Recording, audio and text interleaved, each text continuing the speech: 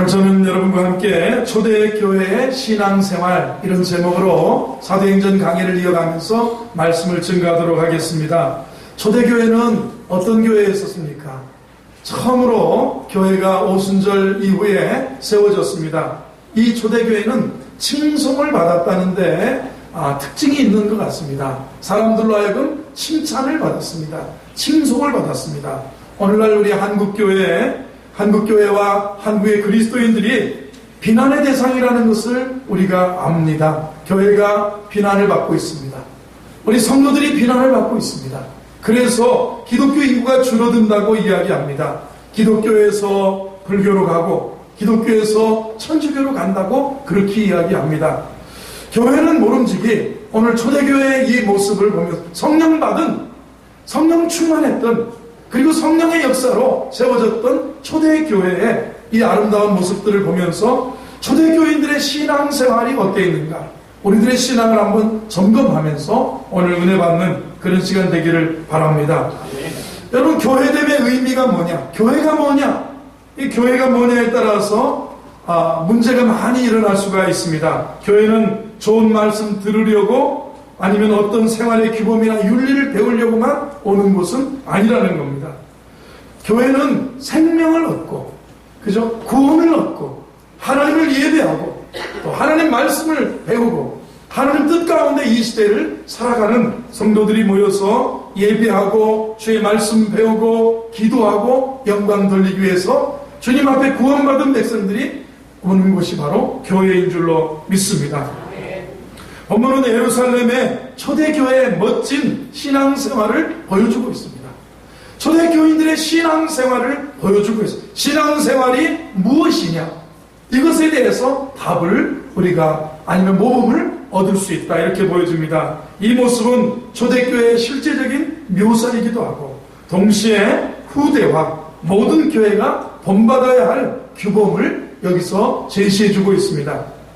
존 스토트라고 하는 영국의 설교자는 이렇게 말했습니다. 오늘 이 본문을 들어서 초대교인들의 신앙생활의 특징을 4가지로 이야기했습니다. 배우고 있다, 배우는 교회다. 사랑하구나, 사랑하는 교회다. 예배하는 교회다.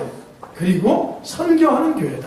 오늘 본문을 여러 가지 구체적으로 하면 10가지 정도의 특징을 꼽아낼 수 있는데 존 스토트는 4가지를 얘기했습니다. 배우는 교회, 사랑하는 교회, 예배하는 교회, 그리고 선교하는 교회다.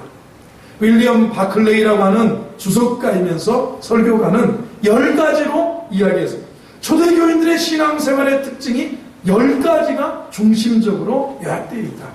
오늘 그래서 초대교회 신앙생활의 특징을 10가지로 한번 살펴보면서 오늘 은혜를 나누기를 원합니다. 첫 번째, 여러분, 신앙생활이 뭐냐? 옆에 있으면 신앙생활이 어떻게 하는 거냐 한번 물어보세요. 신앙생활이 뭐예요? 한번 물어보세요. 교회 와서 사람 이렇게 친하게 했다가 사기치는 거냐? 교회 와서 이렇게 사람 외로운데 사람 사귀는 게 신앙생활이냐? 세상 사람들은 다 세상적으로 멀지만 교회는 그래도 착할 것 같아서 내가 거기 소속되어지고 싶어서 하는 것이 신앙생활이냐? 이민교회에 가면 이민사회의 한 60%가 교회를 갑니다. 왜냐하면 도대체 물설고 낯설고 말이 서는 그런 지역에 가면 도대체 세상이 어떻게 돌아가는지를 정확히 아는 동네는 2 동네밖에 없답니다. 하나는 한인회가 있어요. 한인회는 한국말로 모여서 회의를 하니까 어떻게 돌아가는지 알아요. 또 하나는 한인교회가 있습니다. 그러나 다른 곳에 가봐야 영어도 짧고 뉴스를 들어도 잘 못 알아듣겠고 연속극을 안 봅니다. 한국 연속극 드라마만 보는 거예요. 오늘 드라마 하면 내일 바로 인터넷에 들어가면 그 드라마를 그대로 볼 수 있어요.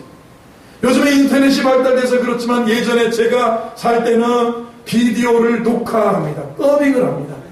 그래서 한국 마트 김치 팔고 반찬 파는 마트에 가면 지난주에 나온 무슨 임꺽정이라든가 홍길동이라든가 주말 드라마가 이제 비디오로 이만한 비디오로 더빙이 되어 있어요. 그러면 1달러에 그거를 빌려서 그럼 밀렸으면 주말에 가면 5개를 빌려다가 그냥 어느 날은 5개를 빌려다가 머리가 띵하게 다 보는 경우 있어요.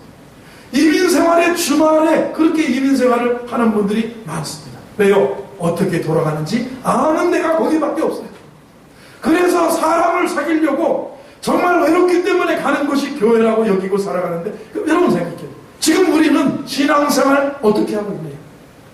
신앙생활 잘한다면 아마 칭송을 받을 것인데, 오늘 우리가 신앙생활, 교회생활이 올바르지 않기 때문에 한국교회가 지탄의 대상이고, 한국의 그리스도인들이 손가락질을 당하고, 믿는 사람이 저러면 안 된다라는 이야기를 들을 것이라고 생각이 되어집니다. 오늘 이 초대교회, 성령 충만한 믿음의 신앙 공동체였던 예루살렘 교회의 신앙생활의 특징, 이들의 신앙생활이 뭐였느냐? 첫 번째는 배우는 교회였다는 사실이에요. 42절을 같이 한 목소리로 읽어봅니다. 또 말씀을 띄워주세요. 시작. 그들이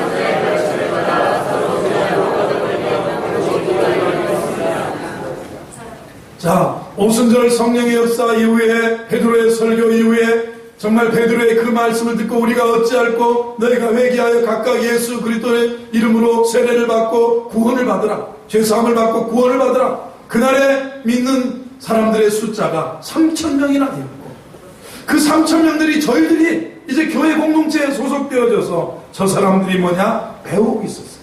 말씀을 배우는 거예요. 성령 충만했던 초대교인들이 말씀을 배우는 거예요. 자, 신앙생활 충만하면 안 배우는 사람, 여러분 성경 공부도 배우려고 그러고 말씀도 아멘 아멘 하고 듣는 거고, 한번 아멘 해보세요. 아멘. 아멘. 안 배우려고 그래. 충만하면 안 배우려고. 여러분 그거 아시죠? 정말 기도 많이 하는 권사님이 성경을 더 많이 읽으면 열매가 더 많고 정말 귀하고 아름다울 텐데, 기도는 많이 하는데 들으려고 하네. 신령하게 평가를. 자기는 신령하다, 자기는 부족함이 없다, 자기는 성령 충만하다, 자기는 하나님과 직통이다. 그래서 배우려고를 않는다, 들으려고를 하지 않는다. 안 되는 거죠. 사도의 가르침은 갈릴리의 무식한 어부 출신의 사도들이었지만 그들에게 겸손하게 배우고 있었어요. 가르침을 받는 거예요. 자, 나의 신앙생활 배우는 생활인가? 아니면 안 배우려고 하는 거예요. 안 들으려고 하는 거예요. 목사가 제일 어려운 게 남의 설교 듣는 게 어렵습니다. 남의 설교 앞자리에서 듣는다면 있을 수도 없으니까 저 뒷자리 가서 다리 이렇게 꼬고 앉아서 이렇게 잘 안 들려져. 그거 아니에요. 오늘 이 초대교인들은 겸손하게 배웠습니다. 무슨 말씀을 배웠을까요? 구약성서를 배웠을 겁니다. 예수님의 사역과 예수님의 교훈과 예수님의 생애에 대해서 배웠을 겁니다. 그리고 그 예수님이 십자가에 못 박혀 죽으시고 죽은 자 가운데 3일 만에 부활하셔서 승천하시면서 성령을 부어주시겠다고 하셨는데, 오순절 성령의 역사, 이 역사가 바로 예수의 역사다. 성령의 역사는 바로 예수님의 역사다. 이런 것들을 가르쳤을 거예요. 이 가르침을 받는다는 거예요. 신앙생활, 말씀을 배우는 거예요. 아멘. 아멘. 배워야 우리가 영적으로 성장합니다. 아멘. 자라날 수 있습니다. 치우치지 않습니다. 균형 잡힐 수 있습니다. 오늘 한국교회의 성도들, 오늘 우리 시대의 성도들, 말씀을 배우는, 말씀을 읽어요. 말씀을 들어야 돼요. 말씀을 그 가운데 기록한 것을 지켜 행하는 그런 은혜가 있기를 주의 이름으로 축원합니다. 아멘. 배우는 교회에 있다는 거예요. 다시 한번 따라서 배우는 교회. 두 번째로는 42절에 나와 있는 것처럼 기도하는 모습입니다. 성령 충만을 위하여 기도한 것이 아니라 성령이 충만하기 때문에 그들은 기도했어요. 중보기도했어요. 아픈 자들을 위해서 기도했어요. 나라 민족을 위해서 기도했어요. 하나님의 이 사회가 예수 믿고 구원받도록 기도했어요. 특별한 소원이 있어서 기도하는 것만이 아니라 성령 안에서 기도하고 있습니다. 교회 부흥을 위해서, 화평을 위해서, 선교를 위해서, 하나님의 뜻을 위해서 기도하고 있습니다. 특별히 핍박을 이기기 위해서, 핍박 가운데 믿음을 잘 지키도록 하나님이여, 이 핍박 가운데 우리 성도들이 이 로마의 핍박 가운데 믿음을 잘 지키도록 지켜 주옵소서. 기도하는 신앙생활이 뭡니까? 기도생활이에요. 자, 신앙생활 내가 잘하고 있습니까? 어떤 기준을 잡는다면 말씀을 목말라 하고 배우려고 하고 공부하려고 하고 성경을 읽고 주의 말씀을 베레아 교인들처럼 어떻게 합니까? 주의 말씀이 그러한가 하여 날마다 하나님 말씀을 상고하는 거예요. 이런 은혜가 있기를 바랍니다. 신앙생활은 기도생활이에요. 기도생활이 죽은 사람은 신앙생활이 멈추어 있다. 이렇게 보면 좋습니다. 새벽 기도도 모른다. 내가 중보 기도도 모른다. 내가 금요철에 심야 기도에도 나와서 기도할 줄도 모른다. 내가 그것도 골방도 없다. 내가 우리 집에서 정말 내가 경건의 시간을 구별해서 하나님 앞에 기도하는 골방의 기도도 없다. 여러분, 신앙생활이 뭐냐? 기도생활이랍니다. 기도생활. 우리 성도들이 기도하는 기도의 종들이 되기를 바랍니다. 신앙생활은 기도생활이다. 윤리생활을 말하는 것이 아니고 기도생활을 말하는 거예요. 하나님과 교통하는 생활이 기도생활이에요. 할렐루야. 하나님과 교통하는 생활이 신앙생활이라는 사실이에요. 예전에 이런 평가들을 많이 했습니다. 그 교회가 이런 통계를 내놨어요. 새벽 기도 모이는 숫자. 요즘은 다르게 표현합니다. 사람들이 아파트가 막 이렇게 사방팔방에 지어지다 보니까 다 대단히 단지로 가다 보니까 교인들이 예전에는 도심에 모여서 그 동네 사람들을 주로 이루었는데 또 아파트 단지 내에 있으면 괜찮은데 교회들이 이렇게 신앙생활 여기서 하다가 분양받아서 사방팔방을 흩어졌기 때문에 새벽에 자기 교회에 가는 분들이 많이 없을 수가 있대요. 요즘은 교인들의 숫자를 평가하는 바로미터가 수요 예배로 평가합니다. 수요 예배에 나오는 수 곱하기 10이 그 교회 전체 교인 숫자랍니다. 수요 기도회, 예전에는 3일 기도회라고 그랬습니다. 기도회에 나와요. 예전에는 새벽 기도회, 오래전에는 새벽 기도에 나오는 숫자 곱하기 10 하면 그 교회 교인 숫자라고 그랬는데 지금은 수요 기도에 나오는 숫자 곱하기 10, 철야는 좀 더 나오고 오후 예배는 더 나오고 그러는데 그렇게 이야기합니다. 왜요? 신앙생활이 뭐냐? 기도생활이다. 오늘 초대교인들이 보세요. 42절 그들이 사도의 가르침을 받았어요. 배우는 거죠. 교제하고 떡을 떼며 기도하기를 힘썼다고 했어요. 기도하기를 힘썼다. 사랑하는 성도 여러분, 여러분의 기도, 하나님과 교통하는 생활, 하나님과 동행하는 생활, 주 예수 안에서 늘 갖게 되기를 바랍니다. 세 번째로 이 교회의 특징이 있다면, 이 초대교회 신앙생활의 특징이 있다면 43절을 보겠습니다. 43절 시작. 사람마다 두려워하는데 사도들로 말미암아 기사와 표적이 많이 나타납니다. 두려움이 있는 교회다 이렇게 표현한다면 사실 이게 역설적인 거예요. 아니 교회 왔는데 왜 두려움이냐? 경건이에요. 경건. 교회에 두려움이 하나도 없이 여러분들이 파당이 나눠져 가지고 막 쌍 욕을 하고 막 쌍 싸움을 하고 쌍 이렇게 제가 이제 극단의 표현에 쌍 욕을 하고 막 쌍 쉬어 하면서 막 그런다면 경건이 없는 거예요. 두려움이 없는 거예요. 아이들이 예를 들면 아이들이 뭐 이 옷에 신발을 신고 올라와서 뭐 여기 마이크를 잡고 그러면 이게 뭐 두려움이 없잖아요. 제가 늘 필리핀을 단기 선교를 하면 가장 느끼는 게 있어요. 우리 한국 분들은 강단하면 재단하면 이거는 예배당이죠. 예배당인데 재단이란 오늘도 기도할 때 주의 재단에 나와서 이 호산나 재단은 구약적인 개념에 지극히 오래된 개념인데 우리는 거룩한 재단의 개념으로 성전을 이해하고 있어요. 예배당을 갖다 성전으로 이해하잖아요. 근데 필리핀을 가면 항상 느끼는 게 강아지가 강단 옆에 올라와 있어요. 동네 개인데 동네 개. 아니 우리 한국 사람 같으면 딱 여름에 좋잖아요. 그냥 보내버려야 되는데 아니 이게 왜 여기 올라가가지고 설교할 때 항상 느끼는 것이 있어요. 그게 뭐냐면 두려움이 없는 거예요. 상당히 중요한 거예요. 거룩한 것이라는 것, 성전이라는 게 이게 작은 것인데 그런 부분이 무너지면 신앙이 무너집니다. 여러분 이 안에서 막 우리가 큰 소리치고 그러는 것보다 이것은 주님의 영 만민이 기도하는 집이고 주의 영이 거하는 곳이다. 이것은 거룩한 이 집은 살아계신 하나님의 교회요 진리의 기둥과 터요 만민이 기도하는 집이다. 이런 마음을 가져야 되는데 그런데 두려움이라는 게 우리가 이 신앙생활은 두려움이 있는 신앙생활이다. 경건함이 있는 신앙생활이다. 할렐루야. 아멘. 할렐루야. 아멘. 전도서 5장 1절에 너는 하나님의 전에 들어갈 때 내 발을 삼가할지어다 했어요. 정말 상관하죠.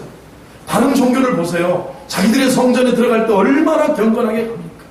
천주교만 봐도 이미 앞에서 마리아 앞에 가가지고 뭐 회개 한참 하고, 그 다음에 앞에 가다가 또 뭐 이렇게 뭐 씻기도 하고, 그리고 나서 또 들어오면서 또 그림에서 또 한 번 긋고, 그 안에 들어가서 주님 앞에 정작 엎드릴 때 경건함이 있어요. 두려움이 있어요. 오늘 이게 너무 지나쳐도 문제지만 두려움이 사라져도 문제라는 거예요. 하나님을 두려워하는 모습이에요. 저 여러분에게 살아있게 되기를 바랍니다. 어떤 때는 교회가 유흥장인지 알 수가 없을 정도로 소란할 때도 있어요. 그래도 되는 건가 싶을 때 있지 않습니까? 좀 더 경건한 모습, 좀 더 경건한 교회, 좀 더 두려움이 있는 신앙생활이 돼야 될 것이다. 이렇게 생각해집니다. 할렐루야. 옆에 계시면 두려움이 살아나기를 바랍니다. 이게 두려움은 역설적인 거예요. 경건이에요, 경건. 하나님을 두려워하는 마음이에요. 네 번째는 표적이 있는 교회, 표적이 나타나는 교회다. 43절을 보면 그들이 43절 사람마다 두려워하는데 사도들로 말미암아 기사와 표적이 많이 나타났다. 사도들로 인하여 기사와 표적이 많이 나타났다 이렇게 말합니다. 기사와 표적이 있는 그런 교회였음을 보여주고 있습니다. 권능이 있었기 때문에 표적이 나타난 거예요. 우리 성도들이 성령 충만하고 은혜 충만하면 여러분 문제가 있을 때 함께 기도하고 함께 기도해서 응답을 받고 그러죠. 함께 기도해서 도움을 얻기도 하고 함께 기도해서 어떤 문제를 내놓으면 그 문제를 가지고 계속 기도로 밀어주다 보면 여러분 어떻게 보면 벌떼처럼 왕왕왕왕 그 문제를 놓고 기도해 주면서 우리에게 하나님의 역사, 하나님의 표적과 하나님의 기적, 하나님의 이적이 있는 그런 신앙생활 예수 안에 있게 되기를 바랍니다. 아멘. 아멘. 예전에 우리 한국교회가 막 부흥할 때는 금요 심야기 대회나 여름 수련회를 가면 어떻게 했습니까? 방언 못 받은 사람 나와봐. 그러면 방언 못 받은 사람 가운데다 몰아놓고 막 벌떼처럼 온 성도들이 달려들어서 등에다가 막 손을 놓고 막 때리고 은혜 받으라고 막 죄야 그러면 그러다가 아파가지고 울다가 자기도 모르게 죄가 느껴져서 회개하고 방언이 터지고 정말 어떤 표적과 이적과 기사가 있고 그렇게 성령 충만해서 기쁘다 보면 병마도 떠나가고 귀신도 떠나가는 표적과 기적과 이적이 있는 교회가 우리 한국교회였어요. 우리 안에 이런 신앙이 회복되기를 바랍니다. 표적이 기적이 여러분의 삶 속에 일어나기를 예수 이름으로 축원합니다. 다섯 번째는 44절 45절을 보면 나누어주는 교회라고 있어요. 44절부터 한번 읽어봅니다. 45절까지 시작. 믿는 사람이 모든 물건을 서로 통용하고 또 재산과 소유를 팔아 각 사람의 필요를 따라 나누어 줍니다. 자, 물질관이 변했음을 알 수 있어요. 성령 충만한 이 초대교회 성도들이 물질관이 달라졌어요. 예전에는 전부 뭉치러 드렸는데 나눠줄 줄 아는 거예요. 자, 세상이 교회를 향해서 칭찬할 때가 언제입니까? 세상이 성도들을 향해서 칭찬할 때가 언제인가요? 나누어 줄 때. 어떻게 보면 성령 받은 공동체의 특징 중에 하나가 우리들의 삶도 물질관이 바뀌어지다가 성령 받고 은혜 받고 예수 안에 거듭나면 물질관이 달라지는 거예요. 전에는 나를 위해서만 살던 내가 오그라졌던 내 손이 펼쳐질 수 있는 것, 이것이 바로 하나님의 은혜인 줄로 믿습니다. 내 것을 내 것이라고 하는 자가 없고 서로 필요에 따라 사실은 이 역사는 오래가지 않았습니다. 사도행전 4장 5장쯤만 가면 아나니아와 삽비라 나올 때 벌써 감추고 벌써 밥 팔고 땅 팔아서 반밖에 안 내놓고 칭찬만 받고 그렇게 갑니다. 사실은 이런 거는 뭐냐면 종말론에 입각하면 예수님이 바로 오신다, 곧 오신다, 임박한 재림의 그 신앙을 갖게 될 때 물질에 초연할 수 있는 거예요. 자, 우리가 여러분 내가 말기 암이어서 곧 얼마 안 돼서 내 생명이 다할 것이라고 느끼고 아는 분이 다 얽매이는 거 보셨어요? 다 쓸모없다는 거예요. 다 그런 거 다 쓸모없다. 다 쓸모없고 이것이 진짜다. 하나님 앞에 가는 것이다. 대개 그 이단들이 이 구원파라든가 통일교라든가 예전에 이런 이단들이 재산을 긁어모을 때 1992년도에 다가올 미래를 대비하라고 하면서 그 재림신앙을 북돋으면서 무엇을 모았습니까? 헌금을 모아서 재산을 모을 때 사람들이 임박한 종말론을 가지면 물질이 바뀌어져요. 재물관이 바뀌어지는 거예요. 여러분, 우리는 오늘 내일 오신다 이런 임박한 종말론을 우리가 믿지는 않지만 예수님은 역사에 반드시 이 땅에 심판주로 다시 오실 것을 믿습니다. 우리는 그걸 깨달아야 돼. 내 개인의 종말이 와요. 여러분이 50을 더 살고 여러분이 7, 80을 더 사실 수도 있고 여러분이 강간하면 3, 40을 더 사실 수도 있는데 반드시 내게 종말이 온다는 내 인생의 종말의 연한을 알게 되면 물질관이 바뀌어지는 거예요. 이 초대교회의 특징은 서로 나누어주는 모습. 할렐루야. 옆에 계시면 나누는 성도가 되기를 바랍니다. 해보세요. 자, 곧 재림하신다 그러면 내가 재물을 많이 가지고 있어서 무엇하냐? 주님께서 곧 재림하실 텐데. 그래서 팔아서 각 사람들의 필요를 따라 나눠주게 됐어요. 공산주의는 이것을 본따서 사유재산을 없애고 다 나눠 갖는다고 했는데 그것을 나눠주던 공산당원들이 자기의 배를 배불리면서부터 공산주의는 무너진 거죠. 자, 나눠주는 사람 자체도 같은 마음을 가졌다면 이게 정말 유무상통의 아름다운 이상국가가 될 텐데 나눠주는 공산당원은 배부르고 그것을 빵을 얻어먹고 떡을 얻어먹고 물질을 나눠받는 그 사람들의 삶은 가난하고 감추고 자기들이 소유하려고 하니까 이게 안 되는 거죠. 초대교회는 나눠주는, 우리 한국교회의 나눔, 우리 교회 많은 나눔, 우리 성도들에게도 많은 그런 나눔의 삶이 있게 되기를 바랍니다. 나눔의 삶이 풍성하시기를 주의 이름으로 축원합니다. 교회의 삶은 나눔의 삶, 나눠줬다고 그랬어요. 예? 여기 45절에 또 재산과 소유를 팔아 각 사람의 필요를 따라 나눠주며 성령 공동체에 대한 대표적인 아름다운 모습이 뭐냐? 나눠줍니다. 나누는 삶, 예수 안에 있기를 바랍니다. 저희들이 예전에 어떤 때입니까? 미국이나 서구 사회에서 우리나라가 6.25 전쟁 이후에 가난한 보릿고개 때 교회를 통해서 여러분 구호물품 나눠 받은 우리 어머니들, 우리 부모님들 세대 있을 것입니다. 그렇죠? 빵도 나눠주고 밀가루 오다가 우리나라에서 요청했대잖아요. 밀가루가 오면 이 밀가루 방앗간 하는 사람도 좀 살게 그냥 통밀로 보내면 방앗간도 하고 밀가루도 하고 빵도 만들고 분유가 오고 미국 사람들이 덩치가 얼마나 큰데 그 큰 옷을 가져오면 줄여서 입고 막 끌고 다니면서 이렇게 몇 겹을 접어가지고 입고 하던 그 모습들이에요. 나누던 모습들이에요. 여러분, 우리는 그렇게 구호를 받던 나라에서, 나눔을 받던 나라에서 50년 만에 전쟁 이후에 전 세계 역사에서 원조를 받던 나라가 원조하는 나라로 바뀐 나라는 대한민국인 거예요. 하나밖에 없대요. 전 세계 역사에 전무후무하다는 거예요.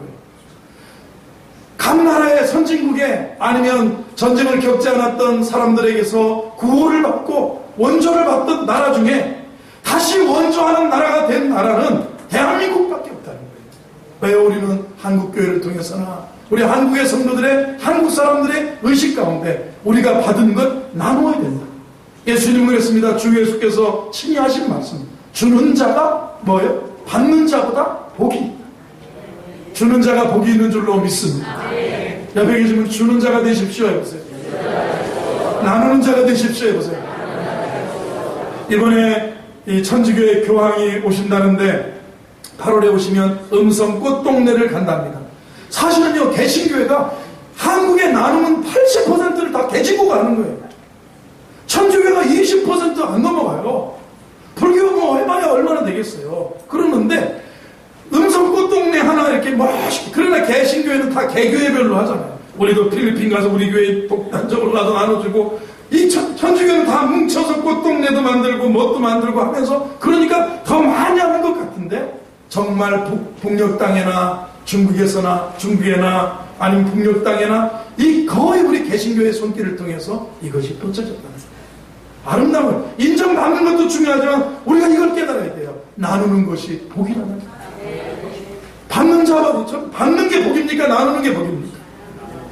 여러분, 할아버지가 됐는데 늘 용돈만 받는 할아버지가 좋을까요? 자녀들에게 나눠주는 할아버지가 좋을까요? 받기도 해야 되지만 나누는 게 더 복이죠. 복이에요. 나누는 게 복이에요. 어려우면 받는 것이 복이라고 생각하지만 살아보면 나누는 게 나눠주네. 이것이 오늘 교회의 오늘 신앙생활의 특징이 나눠주기를 좋아하는 그런 은혜의 모습이 있기를 바랍니다. 옆에 계시면 나눠주기를 좋아하십시오. 여보세요.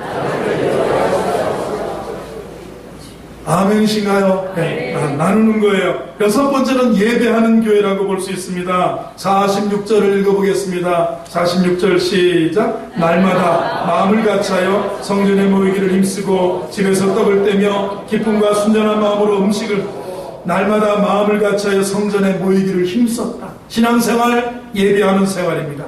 신앙생활 성전에 마음을 같이하여 모이기를 힘쓰는 신앙이 우리가 병들거나 신앙이 시들어버렸다면 모이는 것을 싫어합니다. 여러분 우리가 점검해야 돼요. 아무리 내가 말을 많이 해도 아무리 내가 어떤 변명을 해도 모이는 것을 싫어한다는 것은 신앙이 병들었다고 보는 거예요. 예배하는 교회입니다. 신앙생활 예배하는 생활이에요. 자주자주 모여서 열심히 기도하는 교회, 예배하는 교회가 되기를 바랍니다. 모인다는 것이 참 중요한 거예요. 초대교회 사람들은 가정에도 모이고 구역에서도 모이고 성전에도 모이고 자꾸 모여서 사도들을 중심으로 예배를 드리고 있어요. 자꾸 모였어요. 한번 따라해보세요. 모여야 됩니다. 해보세요. 아멘. 우리 한국교회에 모이는데 살아나기를, 이 한국교회 예배 모임들이 살아나기를 주 예수의 이름으로 축원합니다. 우리 성도들의 마음속에 모이는 게, 모일 때 임하는 우리가 모일 때 성령이 임하는데 어느 날 예를 들어서 어느 성도가 신앙생활은 예배하는 생활이라고 해서 수요일날 왔어요. 수요일날 왔는데 기존 성도들이 다 가물어 메말어 시들어 터져가지고 기존 성도들이 아무도 안 나왔는데 나 홀로 나왔어요. 집에. 수요일은 원래 안 나오는 거구나. 안 나오는 거구나. 여러분 그렇게 충만하세요? 그렇게 기쁨 받고 그렇게 충만하세요?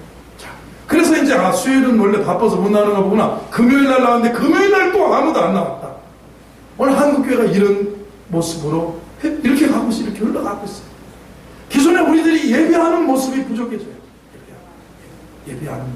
예배하는 신앙생활은 말씀을 배우는 생활, 신앙생활은 기도하는 생활, 신앙생활은 하나님을 두려워하며 있는 생활. 신앙생활이 무엇입니까? 예배하는 모습입니다. 신앙생활 나누는 거예요. 나눠주는 모습이에요. 할렐루야. 친교라고 볼 수 있어요. 42절을 다시 한번 띄워줘 보시기 바랍니다. 42절을 보겠습니다. 시작. 서로 교제하고 떡을 떼며 오로지 기도하기를 힘씁니다.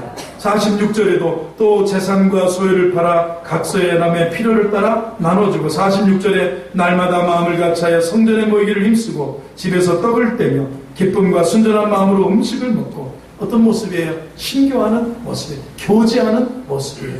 코이노니아가 살아있습니다. 형제 자매 모여서 나눔이 있어요. 집에서도 모이고 성전에서도 모이고 떡을 떼고 순전한 마음으로 신교하는 모습이에요. 여러분 북한 사람들은 위아래가 없지 않습니까? 어디 가나 뭐라 동무라고 하잖아요. 동무, 김동무, 고동무, 이동무.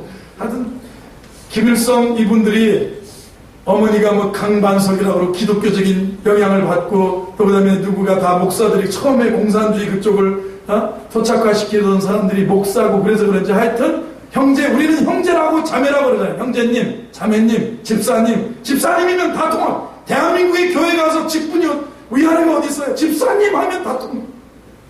권사님 하면 되잖아요. 그런데 북한에는 어떻게 동무 그러면 끝났잖아요. 근데 동무가 계급이 높은 동무가 있고 계급이 낮은 동무가 있고 사실 인생은 그런 건데 사실은 보세요. 친교예요. 모여서 떡을 떼고 나누는 모습이에요. 여러분 세상 사람들은 뭘 합니까? 모이면 술을 먹습니다. 모이면 삼겹살을 노릇노릇하게 구워서 거기다가 술을 먹고 막 두드리다가 정신을 잃어버리면 싸움하죠. 막 그러는데 저 뭐예요? 세상 사람들도 먹고 마시고 나누고 춤추고 친교를 한다고 합니다. 우리 예수 믿는 그 모습도 신앙생활도 왜? 친교하는 모습이에요. 교제하는 모습이에요. 할렐루야. 할렐루야. 우리 교회에 아름다운 친교와 교제 모임들이 여러분들 가운데 넘치기를 바랍니다. 마음을 여시고 여러분들 성도들과 더불어서 함께하는 아름다움이 있게 되기를 바랍니다. 46절을 봅니다. 46절 초대교회 신앙생활 46절 시작. 기쁨과 순전한 마음으로 음식을 먹고 기쁨이 있어요. 기쁨 떡을 떼며 기쁨과 순전한 마음으로 음식을 먹고 라고 했어요. 초대교회 사람들 모두가 기쁨에 넘쳐 있었습니다. 기쁨은 물질의 소유로 말미암은 것도 아니고 로마의 박해가 여전히 있는데도 부귀영화 때문에 온 것도 아닌데 오로지 구원받은 기쁨, 오로지 성령 충만한 기쁨, 오로지 천국을 소유한 기쁨, 오로지 예수 안에 내가 있다는 것에 대한 기쁨이 있었어요. 기쁨. 영원한 나라에 대한 약속이 있기 때문에 기뻐했다는 거예요. 할렐루야. 여러분 신앙생활하면서 기쁘게 신앙생활 할 수 있는 은혜가 함께하기를 바랍니다. 여러분 참 기뻐해야 되잖아요. 웃어야 되잖아요. 웃어야. 옆에 계시면 기뻐하세요 해보세요. 교인들이 예배드리고 가면서 가방을 막 팡 차고 쌩 하고 문을 쾅 닫고 나가면 교회가 은혜가 있어요 없어요? 가끔 제가 기분이 좋을 때가 있어요. 제가 뭘 많이 먹어서 기분 좋은 게 아니라 제 방에 목양실에 앉아있으면 주일날 오후쯤 되면 점심시간하고 오후 예배 어간에 집사님들이 앞에 그 벤치에 앉아서 그 청년들이 커피를 사가면 커피를 뭐 난 안 샀네 너는 샀네 맛있겠다 하면서 하는데 별 이야기 다 하잖아요. 근데 막 웃고 행복해하면 동네 사람들이 뭘 느낄까요? 그러면 저 위에서 쳐다보고 저 건너에서도 쳐다보고 지나가면서 쳐다보는데 여러분 뭘 상상하세요? 은혜롭습니까? 은혜롭지 않습니까? 은혜롭죠. 웃음이 있고 기쁨이 있는 거예요. 거기서 김집사! 커피가 잘되게 안 갖고 그래! 이러면 이게 은혜가 있어요 없어요? 아니 이건 제가 제대했고 여러분 거기서 막 지난주에 너 뭐 했냐? 지난주에 왜 전화를 안 했냐? 왜 안 받냐? 예를 들면 그런 것보다는 여러분 교회의 아름다운 특징은 기쁨이 있어요. 성령 충만함의 특징은 기쁨. 성도의 모습은 기쁨이에요. 기뻐하시기를 바랍니다. 웃으셔야 돼요. 웃으려고 하시고 웃을 일이 없고 목사님 웃을 일이 없어요. 그래도 웃으세요. 목사님 세상에 웃을 일이 하나도 없어요. 자식을 봐도 웃을 일이 없고 남편을 봐도 더 없고 뭐 세상에 내가 내 노년을 봐도 웃을 일이 없어요. 그래도 예수님 안에서 천국이 있다 생각하고 웃으시오. 기뻐하는 기쁨. 제가 지난주에 원윤정 집사님이 금요일날 소천했어요. 전주에 화요일날 전주에 제가 거기를 갔었는데 암 주사를 맞는다고 해서 강북 삼성병원에 갔습니다. 항암 주사를 맞는데 그게 5분간에 맞기도 하고 1시간 반 정도 들어가기도 한 건데 인거에다가 그 항암 그 주사액을 거기다 이렇게 이렇게 넣더라고. 주사기로 넣는데 정말 많이 말랐어요. 정말 마르고 기쁘대. 와서 기쁘고 좋대. 근데 갔더니 누워서 그 휴대폰에서 흘러나오는 찬송가를 들으면서 이러고 있어요. 있는데 얼굴은 기쁜데 벌써 얼굴은 이미 벌써 너무너무 말랐어요. 그러는데 제가 이제 자세하게 이제 금요일날 철야 끝나고 장례식장에 가서 물어봤어. 어떻게 갔냐 그랬더니 그날 저희가 뭐 춘천을 갔다고 춘천에서 올라온다고 저한테 전화 온 줄 내가 잘못 알아들었는데 그날 항암주사 맞고 다음날 못 일어났대. 그 항암주사 맞고 기도를 이 링거가 들어가는 나중에 기도를 했는데 눈물과 콧물을 흘리면서 아들이 44세 이렇게 암으로 이렇게 갔거든요. 아들이 초등학교 2학년이에요. 2학년인데 아들이 발표해서 다 내려놨고 다 괜찮대. 다 괜찮은데 이 아들이 초등학교 2학년짜리 아들이 발표해서 내가 못 갈 것 같아. 주님 나라 가고 싶고 항암이 너무 힘들다는 거예요. 이게 암주사 맞은 면역이 제로가 됐기 때문에 나의 면역이 제로, 암세포의 면역도 제로. 그래서 암을 죽이려고 억제하는 거기 때문에 이게 사람은 이게 한 주면은 주사 맞고 이렇게 일어나는데 암은 2주인가 이렇게 걸린대요. 그래서 그거를 막 2주 오기 전에 또 맞고 그러니 사람이 면역이 하나도 없는 상태로 계속 가니 그 터널이 회복될 터널이 얼마나 힘들겠어요. 힘드니까. 근데 몸은 너무너무 힘든데 얼굴은 팍팍팍 하면서 그러는 그 모습, 제가 천국, 하나님 나라 소망, 하늘에 대한 소망이. 그런데 마음은 못 내리게 내려놔라. 그리고 내려놔라. 다 내려놓고 주님이 생명사계로 지켜주셔서 허락하는 한 하루든 이틀이든 두 달이든 한 달이든 기쁘게 살고, 그리고 주님이 데려가시면 천국으로 가라고 그렇게 얘기했더니, 그래요, 고마워요, 기도받으니 너무 좋다, 기쁘다, 자주 오세요. 그랬는데 이렇게 이제 갔어요. 못 일어났대요. 못 일어나서 갔는데, 여러분, 사람은 기쁨, 우리 예수 믿는 사람 근본적인 기쁨이에요. 로마의 밖에 있을 때 무슨 기쁨이 있어요? 로마의 압제 아래서 경제적으로 어려운데 무슨 기쁨이 있습니까? 그런데 우리 정말 신앙생활은 기쁨의 생활이야. 신앙생활. 왜요? 하늘을 소망하기 때문에. 믿음이 있고 소망이 있고 사랑이 있기 때문에. 우리에게는 사랑, 소망이 있기 때문에 기쁨이 있는 줄로 믿습니다. 이 초대교회의 특징이 바로 기뻐하는 교회죠. 9번째를 보면 감사하고 있습니다. 47절을 보겠습니다. 47절을 같이 읽어봅니다. 시작. 하나님을 찬미하며 온 백성에게 칭송을 받으니. 찬미했다고 그랬어요. 감사. 하나님께 감사했다고도 표현할 수 있습니다. 모일 때마다 하나님께 감사하고 하나님을 찬양하는 거예요. 하나님께 영광 돌리는 거예요. 이것이 교회. 모일 때마다 하나님 감사하고 하나님께 찬양하고 하나님께 영광 돌리는, 이것이 교회예요. 교회 음악은 참으로 중요하지 않습니까? 여러분, 불교인들의 장례 가보세요. 얼마나 음울해요.